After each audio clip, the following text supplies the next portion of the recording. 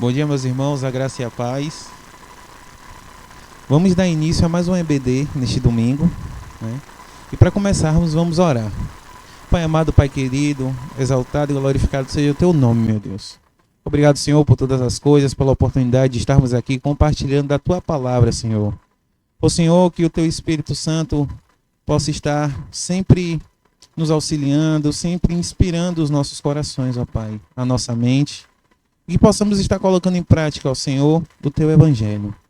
Ser conosco, ó Pai, hoje e sempre, nessa manhã, nesse estudo, e que essa palavra da salvação, essa palavra da verdade, possa fazer parte diariamente das nossas vidas, ó Pai, aonde estivermos. E assim eu oro em agradecimento e peço em nome de Jesus. Amém. Bom dia, meus irmãos, sejam bem-vindos. Hoje nós estamos com a lição 9. Essa lição, ela vai falar sobre os dois estados de Jesus.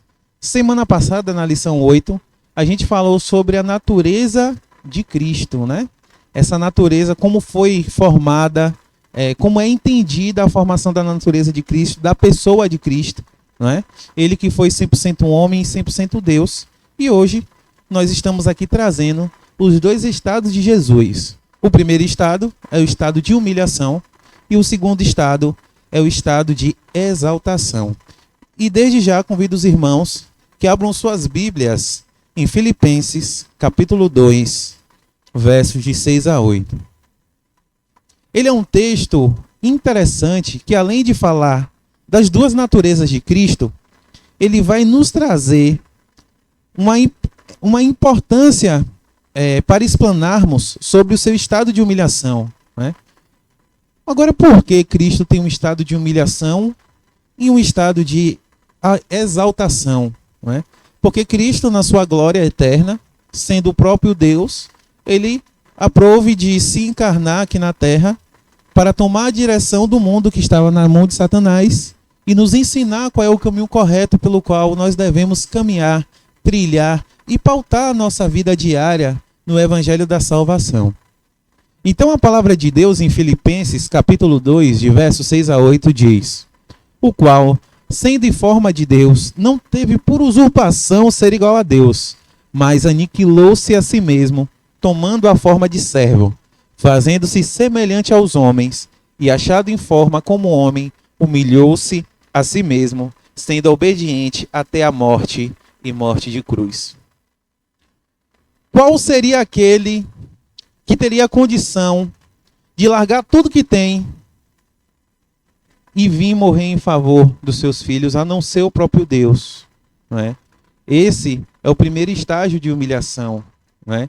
Ele deixou a sua glória, encarnou aqui na terra, se sacrificou por todos nós, mas durante esse estado de humilhação, ele vivenciou vários outros aspectos que potencializou essa humilhação, né, de Cristo. Porque ele, sendo o próprio Deus, ele não tomou a usurpação de ser igual a Deus, né? Ele mesmo tomou a forma de servo, que é a forma pelo qual Cristo quer que nós nos coloquemos, porque ele nos ensinou assim. Para você ser grande, você primeiro tem que ser pequeno. Então Cristo, ele tomou a forma de servo, testemunhou da verdade, pregou o evangelho, não é? Agiu como sacerdote, agiu também como profeta e agiu também como rei. E isso a gente vai ver lá no finalzinho da lição e vamos dar continuidade na lição 10. A primeira época da humilhação de Jesus foi quando o Verbo se fez carne, ou seja, no seu próprio nascimento. O Verbo preexistente fez-se homem, deixando a sua glória divina para tomar o lugar de servo. Então eu peço que os irmãos abram em suas Bíblias no livro de João, no capítulo 17, no verso 5, né, onde deixa claro que Jesus, ele deixou a sua glória e encarnou em nosso favor, né, para morrer por nós na cruz. Neste livro de João, no capítulo 17, verso 5, aqui está a prova disso, que diz: E agora glorifica-me tu, ó Pai, junto de ti mesmo, com aquela glória que tinha contigo antes que o mundo existisse. Então aqui é um verso que confirma que Jesus Cristo era o próprio Deus desde antes. Não é? Que ele existia antes da criação do mundo. Como eu bati várias vezes semana passada, naquele primeiro capítulo de João, no verso 1, que no princípio era o Verbo, e o Verbo estava com Deus, e o Verbo era o próprio Deus. E tudo que foi feito por ele. E sem ele, nada do que se fez poderia ter sido feito se ele não existisse, né? Se ele não fosse o próprio Deus. Jesus, que é o arquiteto do mundo, do universo, ele é o próprio Deus. E ele age nessa pessoa de Cristo que compõe a Trindade. E na segunda carta de Paulo aos Coríntios, Paulo deixa muito claro essa mudança de posição por vontade própria. Ele teve essa vontade própria, sim, de vir ao mundo e dar o testemunho da verdade. E esse texto se encontra na segunda carta de Paulo aos Coríntios, no capítulo 8, no verso 9. Os irmãos podem abrir que eu vou ter paciência da gente acompanhar todo mundo junto.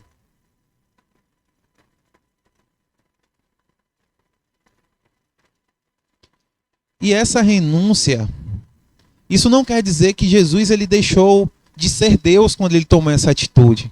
Até porque a pessoa de Cristo ela é composta pelas duas naturezas, como foi dito semana passada. A natureza humana e a natureza divina. E ambas as naturezas, ela agiu de forma completa. Elas não se completavam entre si. Elas eram independentes, agindo na sua potencialidade. A natureza humana, 100%, e a natureza divina, 100%. E o texto diz assim, na segunda carta de Paulo aos Coríntios, capítulo 8, verso 9. Porque já sabeis a graça de nosso Senhor Jesus Cristo, que sendo rico, por amor de vós, se fez pobre, para que pela sua pobreza enriquecesseis. Então, vamos parar para pensar aqui. Nós não tínhamos nada, e não teríamos nada, e não estaríamos aqui, se esse Deus maravilhoso não tivesse tido essa ação, né, de encarnar em nosso favor. Então, esse projeto de Deus, ele foi muito, muito necessário que ocorresse, para que nós pudéssemos ser perdoados e assim ter a riqueza que o próprio Deus tem, que é compartilhar essa eternidade com todos aqueles que o reconhecem como o único e suficiente Salvador, né? Pelo qual ele prometeu voltar um dia e arrebatar a tua igreja, arrebatar a todos que nele crê, né? Para que possamos viver uma vida na glória com o Senhor. E o segundo estado de humilhação foi durante a sua caminhada aqui na terra, né? Para que Jesus pudesse testemunhar da verdade, ele precisava utilizar da sua natureza humana de forma plena, 100%. Então, precisou que ele passasse por diversas provas para nos provar de que é possível, quando nós estamos ajustados com Deus, que é possível sim, que possamos manter os nossos princípios de forma inegociável, não é? Infelizmente, pelas situações da vida, a gente nós podemos nos colocar, infelizmente, em situações em que o princípio bíblico ele acaba sendo negociável, né? Mas Cristo nos ensinou que a sua postura, que o seu entendimento e a sua obediência, principalmente diante de Deus, ela tem que ser 100%, né? Ela tem que agir de forma com que você sempre escolha aquilo que agrada ao Senhor. E em nenhum momento Cristo ele fraquejou nos momentos de prova, né? Em Atos, abra os irmãos a Bíblia, no livro de Atos dos Apóstolos, capítulo 1, verso 2, né? Ele vai expressar aqui, nessa passagem, a harmonia de Jesus pela submissão ao Espírito de Deus, né? Ou seja, Jesus Cristo, ele tinha uma submissão tão grande ao Espírito de Deus, esse Espírito amado, esse Espírito Santo, esse Espírito que é o nosso Consolador. Ele nos ensinou a ser obediente, ou seja, nos deu o exemplo de submissão ao Espírito Santo, né? Se nós somos cristãos, temos Jesus Cristo como nosso único e suficiente Salvador, a partir desse momento que nós o reconhecemos com o dono da nossa vida, a partir do momento que nós nos tornamos escravos de Cristo, o que acontece? O Espírito Santo de Deus vai nos selar. E esse selo é o penhor da nossa salvação. Lá na carta de Paulo aos Colossenses, vocês podem encontrar essas palavras que eu tenho dito, né? Jesus também colocou a vontade de Deus em primeiro lugar. Então Jesus, pela obediência, obedecendo o Espírito Santo de Deus, obedecendo à vontade de Deus, ele nos ensinou que a vontade de Deus ela deve estar em primeiro lugar, né? E em terceiro, ele sentiu as piores dores físicas e também chorou com a morte de um amigo, né? O choro não é não é uma ação de fraqueza, não. É uma ação de sentimento mesmo. É a parte humana que sente um pelos outros, né? Até Cristo sentiu pela morte do seu amigo, do seu melhor amigo de infância, Lázaro, né? Mesmo ele sabendo que Lázaro estaria com ele, né, na glória. E mesmo sabendo que ele ia fazer um milagre, que é o milagre de ressuscitar Lázaro diante das pessoas, para que as pessoas pudessem crer no Evangelho. Então lá lá no livro de Atos dos Apóstolos, capítulo 1, verso 2, diz: até o dia em que foi recebido em cima, depois de ter dado o mandamento pelo Espírito Santo aos apóstolos que lhe escolhera. Ou seja, ele tinha essa obediência plena com o Espírito Santo de Deus. E no mesmo livro, no capítulo 10, verso 38, os irmãos podem abrir.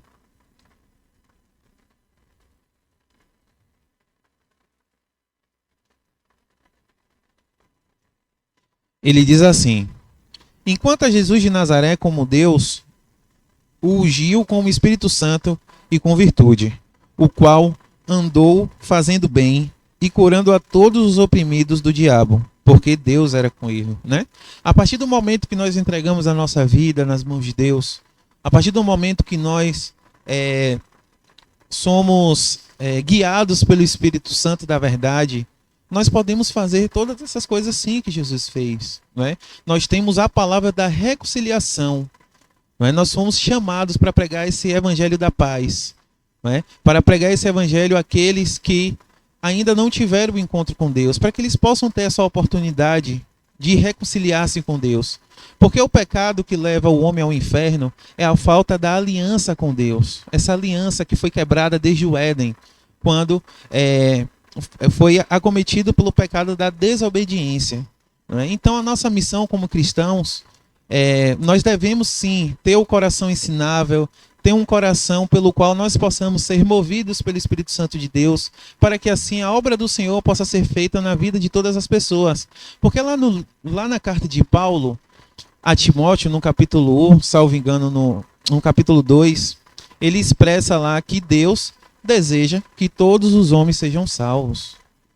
Então a missão de todo crente, de todo aquele que é um pequeno Cristo, que é um seguidor de Cristo, é ter essa obediência consigo e fazer a vontade de Deus, né? Jesus colocou a vontade do Pai em primeiro lugar. Quando ele estava prestes a ser crucificado na cruz, o seu lado humano, a sua parte humana falou: Pai, afasta de mim esse cálice, mas se for da tua vontade, eu estou aqui para cumprir. Não é? Nós como humanos, nós temos os nossos anseios, os nossos desejos, isso é normal, é o nosso lado humano. Mas quando nós temos essa conexão com o Espírito Santo, quando nós nos colocamos de fato em forma de servo para com Deus e para com os nossos irmãos, o ressoar do Espírito Santo dentro de nós é uma ação tão linda, tão maravilhosa, que as coisas deste mundo já não nos atraem. E foi isso que aconteceu com Cristo.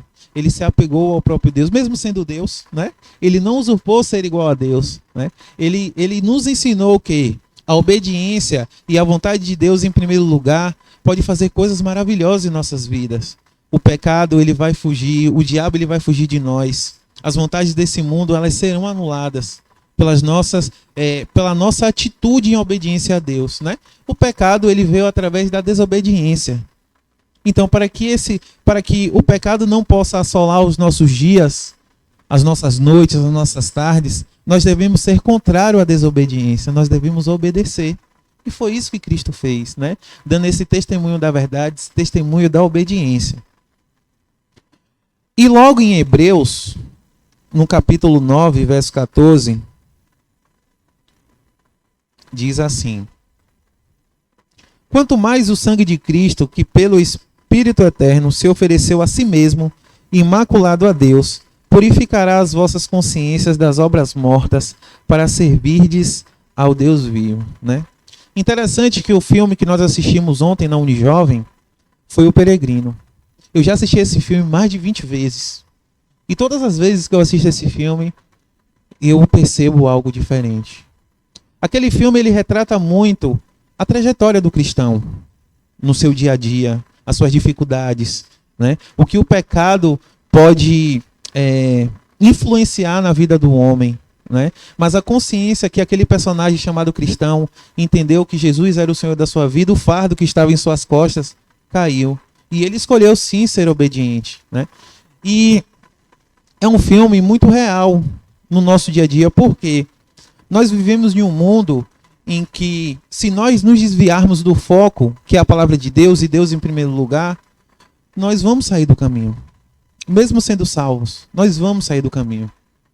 E o que nos faz nos colocar no caminho novamente é esse Espírito Santo que habita dentro de nós, que está ali dentro de nós, gemendo inexprimivelmente pelas nossas vidas.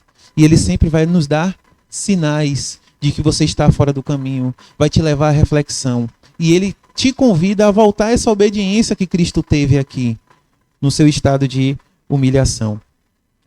Então Cristo cumpriu em sua plenitude a vida humana e mesmo assim não pecou. Então é possível sim, né? Cristo, ele nos ensinou, ele cumpriu a lei e nos ensinou, né? Como nós nos devemos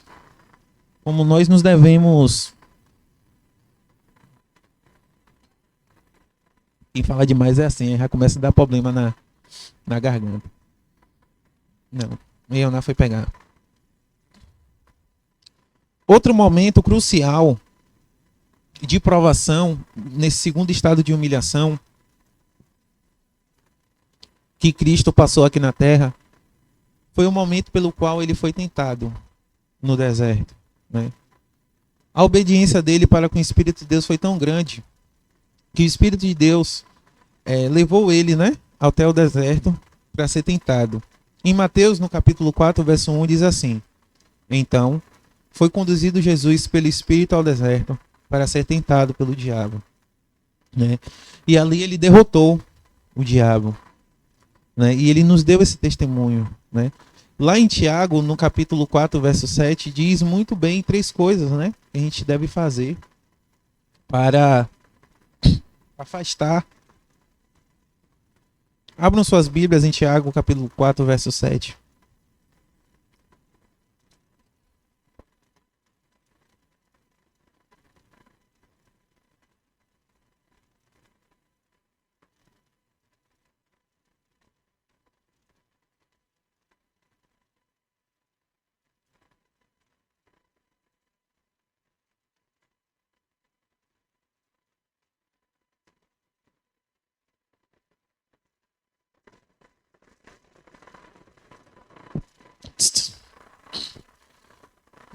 Tiago capítulo 4, verso 7, ele nos ensina 3 coisinhas, né?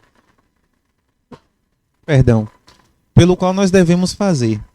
Sujeitai-vos, pois, a Deus, resiste ao diabo e ele fugirá de vós. Na verdade são 2, porque a terceira o próprio diabo faz, né? Nós temos que estar sempre sujeito à vontade de Deus, né? Ter Deus em primeiro lugar, ser obediente ao Espírito Santo de Deus que habita em nós. Em segundo lugar, esse Espírito maravilhoso vai nos dar ferramentas para que possamos resistir às tentações. E quando nós resistimos às tentações que o diabo lança sobre nós, ele mesmo foge. Então foi o que aconteceu com Jesus no deserto. Ele usou a própria palavra da verdade, ele usou a própria Bíblia para resistir. Ele primeiro se sujeitou a Deus, à vontade de Deus, ao Espírito Santo que o levou. Depois ele usou a palavra de Deus, a Bíblia, para resistir a toda a proposta que o diabo fez a ele. E por fim, o diabo foi derrotado e envergonhado.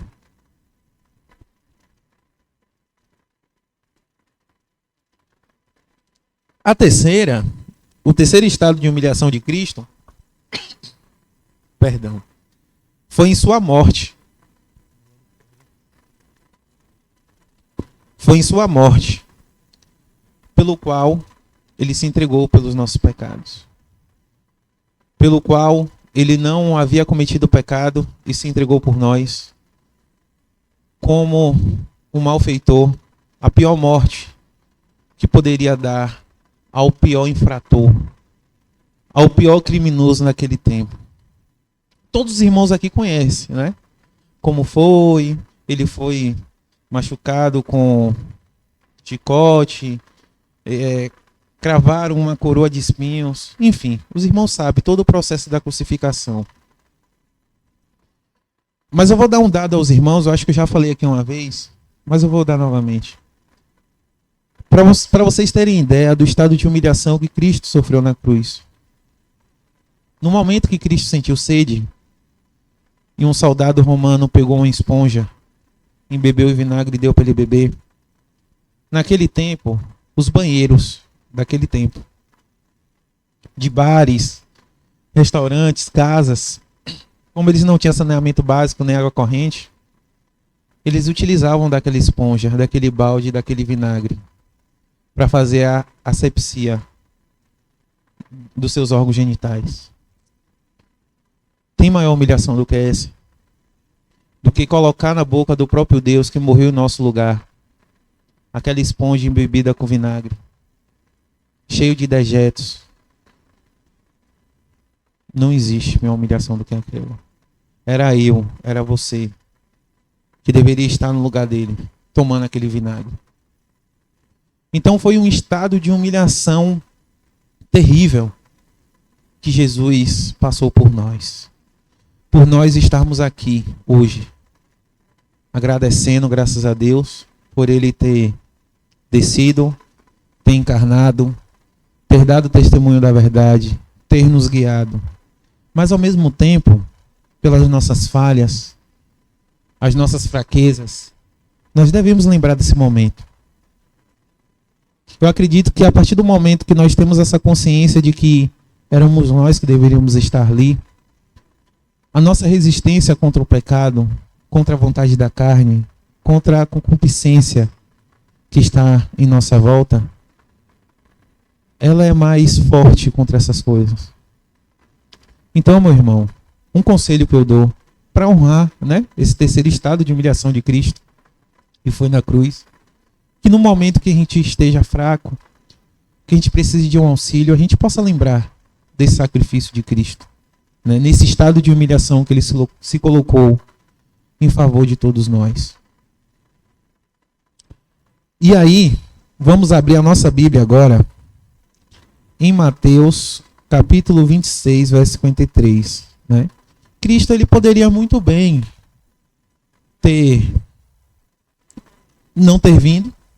Ele poderia muito bem pedir ao Pai que enviasse anjos. Ele poderia muito bem ter feito isso.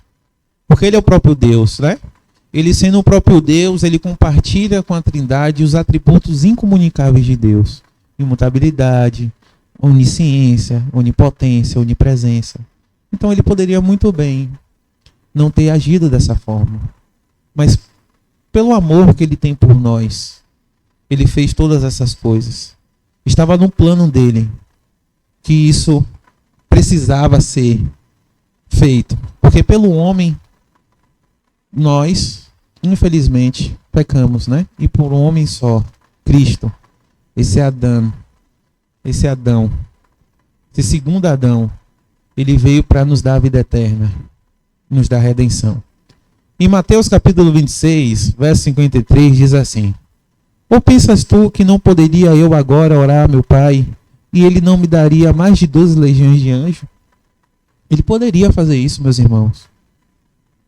Em Lucas, no capítulo 10, versos 17 e 18, diz assim: Por isso o Pai me ama, porque dou a minha vida para tornar a tomá-la. Ninguém tira de mim, mas eu de mim mesmo a dou. Tenho um poder para dar e poder para tornar a tomá-la. Este mandamento recebi de meu Pai. A obediência de Cristo diante do plano do próprio Deus era de extrema perfeição. Tudo isso deveria ser feito, ser cumprido.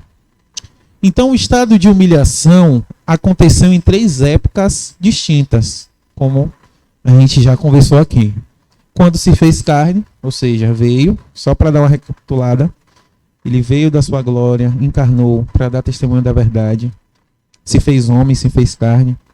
Durante a sua vida na carne, se fez servo, se entregou por nós. E quando morreu na cruz, quando se entregou por nós, né?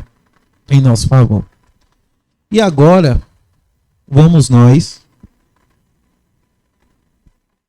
ao estado de exaltação de Cristo.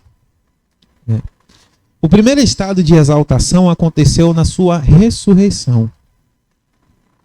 Ao ressuscitar, ele voltou para a destra do Pai, para aquela glória que tinha antes que o mundo existisse, usufruindo dos poderes que tivera antes do período da sua humilhação. Abram suas Bíblias e Atos dos Apóstolos, no capítulo 7, no verso 55.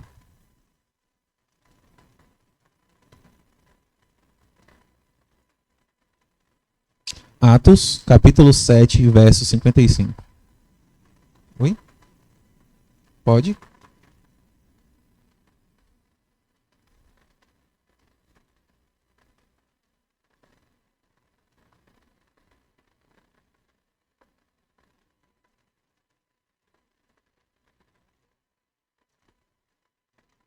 Ou seja, aí é um dos momentos em que ele, né, estava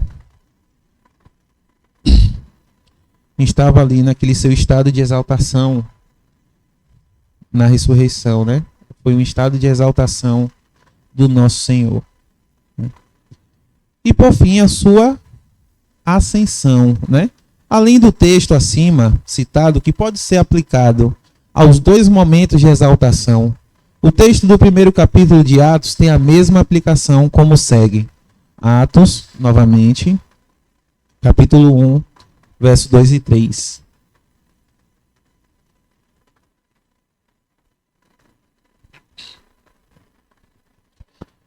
Até ao dia em que, depois de haver dado mandamentos por intermédio do Espírito Santo aos apóstolos que escolhera, foi elevado às alturas. A estes também, depois de ter padecido, se apresentou vivo, com muitas provas incontestáveis, aparecendo-lhes durante 40 dias e falando das coisas concernentes ao reino de Deus. Você vê que o amor de Cristo é tão grande, né? Que se ele ressuscitasse e ascendesse na mesma hora, né, a gente se sentiria abençoado por ele ter tido essa trajetória toda nos ensinando. Mas Deus nos ama tanto que ainda apareceu por mais 40 dias após a sua ressurreição, né? Já com seu corpo glorificado, né? Se mostrando aos seus discípulos. E com isso, vamos entrar agora no subtema que fala a respeito dos ofícios de Cristo. Os ofícios de Cristo nós vamos achar na lição 10. A lição 10 e a lição 11 vai falar sobre os ofícios de Cristo. Mas vamos complementar essa lição 9 citando, de forma rasa, os ofícios que Cristo exerceu aqui durante a sua trajetória. No Antigo Testamento havia 3 ofícios: o de sacerdote, o de profeta e o de rei. E Cristo ele exerceu esses 3 ofícios, ok? Abram suas Bíblias em João 16, 25 e em João 17, 26. João 16, 25 e João 17, 26. Né? Como profeta, Jesus ele ensinou, ele predizia o futuro revelado por Deus. Né? O profeta ele tinha essa missão de trazer a vontade de Deus, a mensagem da vontade de Deus para as pessoas. E o profeta também, ele operava milagres, sinais. Cristo, ele foi o último profeta que existiu. Ele fechou todo esse ciclo, né? Todos os ofícios se encerraram em Cristo. Vou abrir aqui também.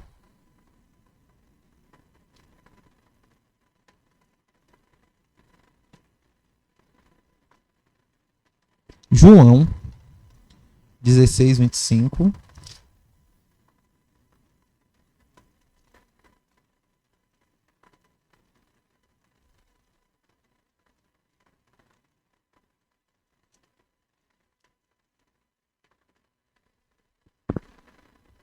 Que diz assim: Disse-vos isto por parábolas. Chega, porém, a hora em que vós não falarei mais por parábolas, mas abertamente vos falarei acerca do Pai. Né? Ele, além de ensinar, que era a função do profeta, ensinar, trazer o ensino, ele também revelava, né, a vontade de Deus diante do povo. Né? Então, o profeta, ele tinha essa missão, e Cristo desempenhou muito bem essa missão, por parábolas, ensinando. Cristo também, ele, com seu ensino, ele trouxe a salvação de um povo, né, de vários povos. Aí a gente lembra dos samaritanos, né, que tiveram com Cristo durante 2 dias. Cristo também, ele foi sacerdote, o último sacerdote. O sacerdote, ele tinha a missão de ser o mediador entre Deus e os homens. Tinha a função também de ser intercessor e também a função de realizar as ofertas, né? O resgate. Só que Cristo, ele foi o último sacerdote que efetuou o resgate em favor de todos nós com sua própria vida. Né? A diferença entre o sacerdócio de Cristo e os outros sacerdócios é que ele se entregou por nós, enquanto os outros sacerdotes, eles queimavam ali as ofertas, aquele novilho perfeito, sem mancha, né, de um ano. Não, Cristo, ele foi diferenciado, né? Ele se entregou por nós porque não havia pecado algum nele. E para entendermos melhor e para comprovar de que Cristo, ele foi sacerdote, abram suas Bíblias em Hebreus, no capítulo 5, verso de 6 a 10.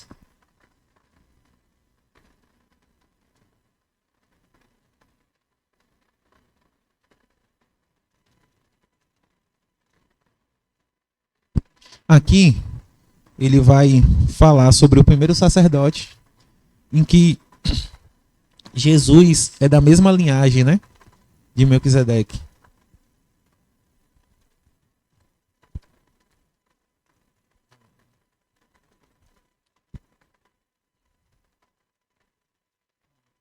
Oi. Viu? Já está terminando. Diz assim: como também diz no outro lugar, tu és sacerdote eternamente, segundo a ordem de Melquisedeque, o qual, nos dias da sua carne, oferecendo com grande clamor e lágrimas, orações e súplicas, e ao que podia livrar da morte, foi ouvido quanto ao que temia. Ainda que era filho, aprendeu a obediência por aquilo que padeceu, e sendo ele consumado, veio a ser a causa de eterna salvação para todos que lhe obedecem. Ou seja, além de ser na linhagem sacerdote, na linhagem de Melquisedeque, ele se entregou por nós, né? E essa parte do resgate a gente vai encontrar no mesmo livro de Hebreus, capítulo 7, no verso 22 a 28. Que diz assim: de tanto melhor concerto, Jesus foi feito fiador. E, na verdade, aqueles que foram feitos sacerdotes em grande número, porque pela morte foram impedidos de permanecer. Mas este, porque permanece eternamente, tem um sacerdócio perpétuo. Ou seja, Cristo não ressuscitou? Então ele continua sendo esse sacerdote. Né? Os outros deixaram de ser por conta da carne, né? Do seu tempo de validade, faleceu. Então o sacerdócio, ele era transferido a outros. Mas este, porque permanece eternamente em teu sacerdócio perpétuo, portanto, pode também salvar perfeitamente os que por ele se chegam a Deus, vivendo sempre para interceder por eles.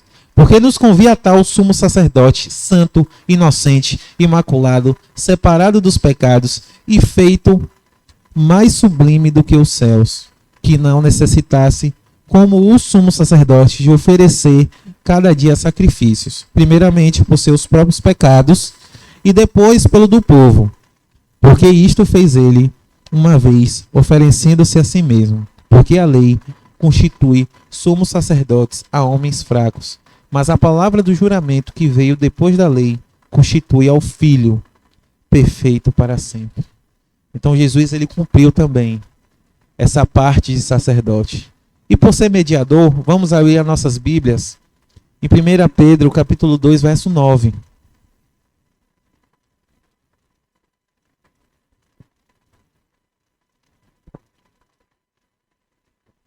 Primeira Pedro, capítulo 2, verso 9.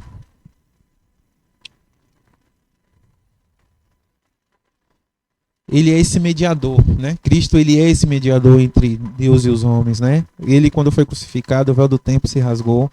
E nós temos esse acesso direto a Deus por conta desse ofício cumprido por Jesus Cristo, esse sacerdote perfeito.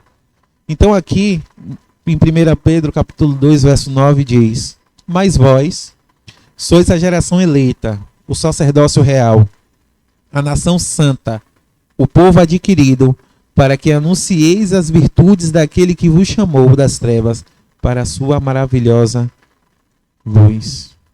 E por fim, Jesus, ele também cumpriu o ofício de rei, né? O rei, o que o rei, né, ele desempenha? Né? Ele estabeleceu o seu reino aqui e deu a direção ao seu povo. O rei, ele dirige, ele protege. O rei, ele organiza, ele direciona o seu povo. E isso nós vamos encontrar em Mateus 28, 18. Vamos lá em Mateus 28, 18.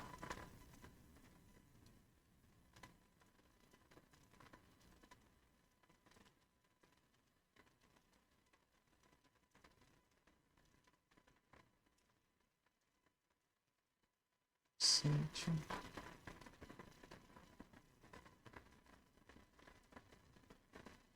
28, 18.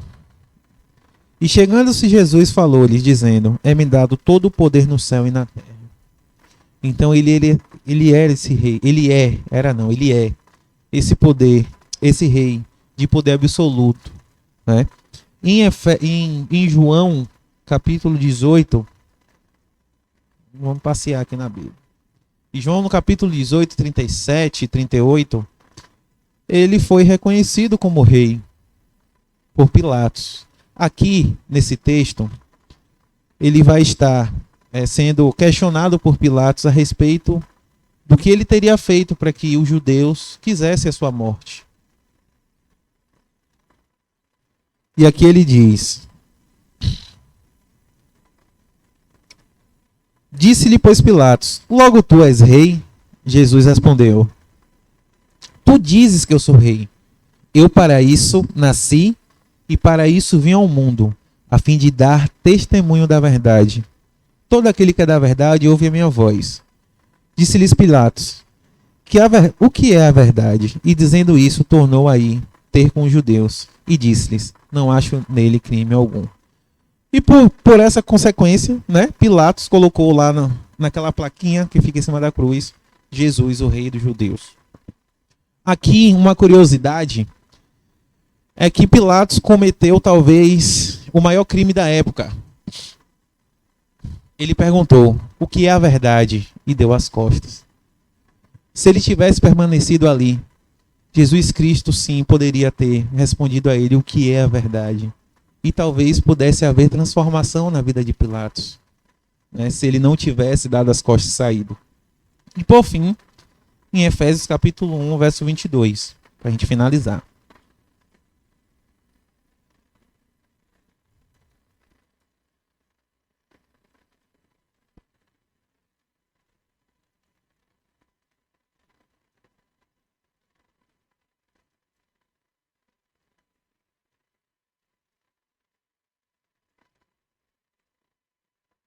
Efésios capítulo 1, verso 22.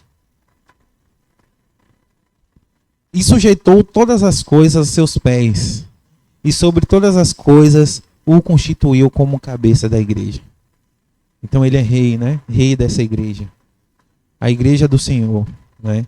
Direcionada pelo próprio Jesus Cristo, o próprio Deus.